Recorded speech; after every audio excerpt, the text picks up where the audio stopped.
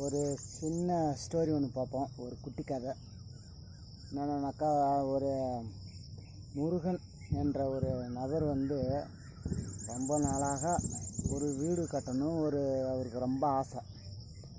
இந்த முருகன் அவருக்கு நம்ம ஒரு வீடு கட்டியே ஆகணும் ஒரு வைராகத்தோடு இருக்கிறாரு. அதுக்கு இந்த உறவினர்கள் சொந்தம் பண்ண இருக்கிறாங்க பாரு, அவன் வீடு கட்டக்கூடாதுன்னு அந்த இதில் அவங்க இருக்கிறாங்க. யார்? முருகனுடைய சொந்த பந்தங்கள் உறவினர்கள் அவன் வீடு கட்டக்கூடாதுன்னு ஒரு முட்டு கட்டை போட்டு நேர்க்கிறாங்க. எவ்வளோ எண்ணம் பாரு. இவன் நடவு ரொம்ப இதாகிட்டான், மனம் நொந்து நூலாகிட்டான். நடவு நம்ம வருமானத்தை வச்சு எதுவுமே வீடு கட்ட முடியாதுன்னு நினச்சிக்கின்னு அவங்க மனைவிட்ட சொல்கிறான்.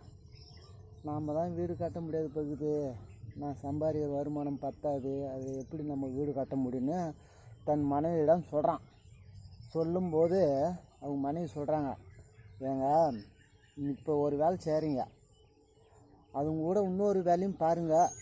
நானும் வேலைக்கு போகிறேன், வர வருமானத்தை சேமித்து சிக்கனமாக இருந்து நம்ம ஒரு வீட்டை கட்டுவோன்னு அவங்க மனைவி அவனுக்கு ஆதரவு சொல்கிறாங்க.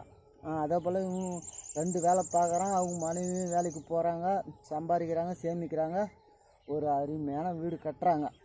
கட்டி எல்லா உறவினர்களையும் வர வைக்கிறாங்க. உறவினர்கள்லாம் நீ நினச்சதை நிறைவேற்றிட்டடா உறவினர்கள்லாம் சொல்கிறாங்க. அவனை பார்த்து அவன் ஒரு முட்டுக்கட்டை போட்டவங்க, அவன் வீடு கட்டக்கூடாதுன்னு நினச்சவங்க அவன் வீடு கட்டி உத்தரம் போகும்போது வந்தாங்களா உறவினர்கள்லாம், நீ நினச்சதை நிறைவேற்றிட்ட. அதாங்க ஒரு கடுமையான உழைப்பும் விடாமுயற்சியும் தான் நம்ம வாழ்க்கையில் ஜெயிக்கலாம், எப்படியா பாட்டு ஜெயிச்சு காட்டலாம். அவங்க கடுமையாக உழைச்சாங்க, வேலைக்கு போனாங்க, வர வருமானத்தை சேமித்தாங்க, சிக்கனமாக இருந்தாங்க, ஒரு அழகான வீட்டை கட்டினாங்க.